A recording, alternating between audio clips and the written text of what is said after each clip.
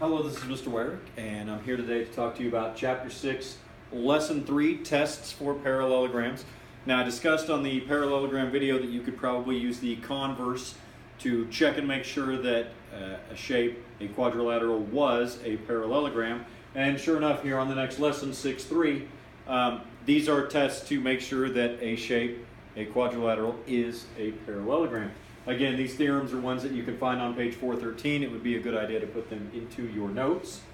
Theorem 6.9, if both pairs of opposite sides are congruent, then the quadrilateral is a parallelogram. 6.10, if both pairs of opposite angles are congruent, in other words, we know that this angle is, say, 150 and this angle is 150, this angle is 30, and this angle is 30, then we know it must be a parallelogram. If the diagonals bisect each other, again, this is both sets of diagonals. So if we've got our shape here, our quadrilateral, and we find out that these come out to the same thing, then that's going to make that into a parallelogram. And if one pair of sides,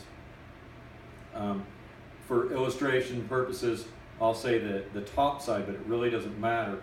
If one pair of sides can be proven that it's parallel and congruent, then that's sufficient enough to say that this is a parallelogram.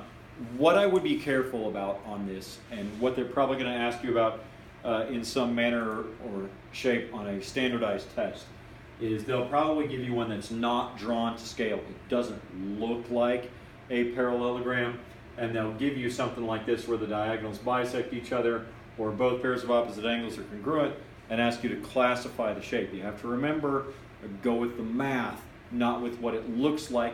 Be very careful on stuff like that. When you're trying to prove that something is something, it's a parallelogram, it's a right triangle, a lot of times they'll not draw it to scale, or they'll not make an accurate drawing, but they'll give you the numbers that match up.